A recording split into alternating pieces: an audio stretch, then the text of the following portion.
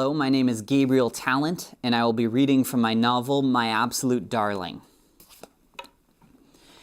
The old house hunkers on its hill, all peeling white paint, bay windows, and spindled wooden railings overgrown with climbing roses and poison oak.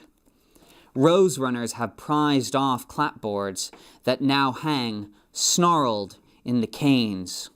The gravel drive is littered with spent casings, caked in verdigrease.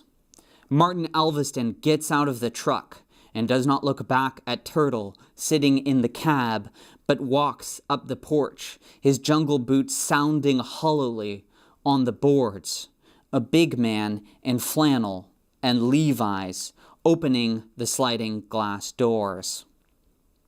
Turtle waits, listening to the engines ticking, and then she follows him. In the living room, one window is boarded over, sheet metal and half-inch plywood bolted to the frame and covered in rifle targets. The bullet clustering is so tight, it looks like someone put a 10 gauge right up to them and blew the centers out.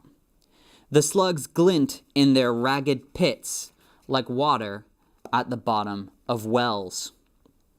Her daddy opens a can of Bush's beans on the old stove and strikes a match on his thumb to light the burner, which gutters and comes slowly to life, burning orange against the dark redwood walls, the unvarnished cabinets, the grease-stained rat traps.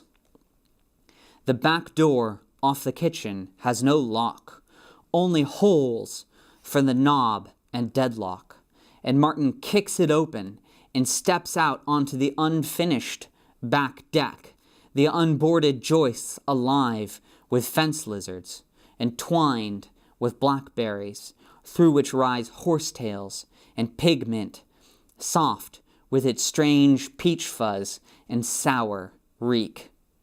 Standing wide-legged on the joists, Martin takes the skillet from where he hung it on the sprung clapboards for the raccoons to lick clean. He cranks the spigot open with a rusted crescent wrench and blasts the cast iron with water, ripping up handfuls of horsetail to scrub at problem places. Then he comes in and sets it on the burner, and the water hisses and spits.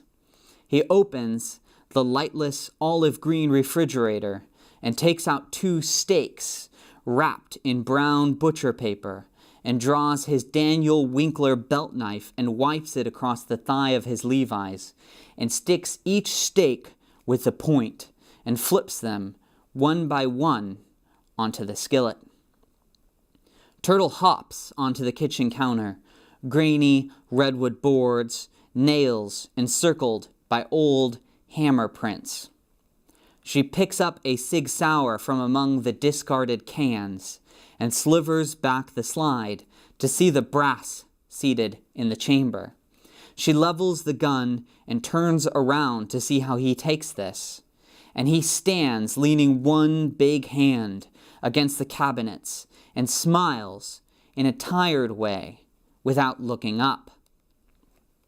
When she was 6, he had her put on a life jacket for cushion, told her not to touch the hot, ejected casings, and started her on a bolt-action Ruger 22, sitting at the kitchen table and bracing the gun on a rolled-up towel. Grandpa must have heard the shots on his way back from the liquor store because he came in wearing jeans and a terry cloth bathrobe and leather slippers with little leather tassels, and he stood in the doorway and said, "God damn it, Marty." Daddy was sitting in a chair beside Turtle, reading Hume's An Inquiry Concerning the Principles of Morals, and he turned the book upside down on his thigh to keep his place, and said, "Go to your room, Kibble." And Turtle walked creakingly up the stairs, unrailed and without risers, plank treads cut from a redwood burl, old-growth stringers cracked and torqued with their poor curing, their twisting, drawing the nails from the treads, exposed and strained almost to shearing, the men silent below her, Grandpa watching her, Martin touching the gilt lettering on the spine of his book with the pad of his forefinger. But even upstairs, lying on her plywood bed with the army surplus bag pulled over herself, she could hear them. Grandpa saying, "God damn it, Marty. This is no way to raise a little girl." And Daddy not saying anything for a long time, and then saying, "This is my house. Remember that, Daniel."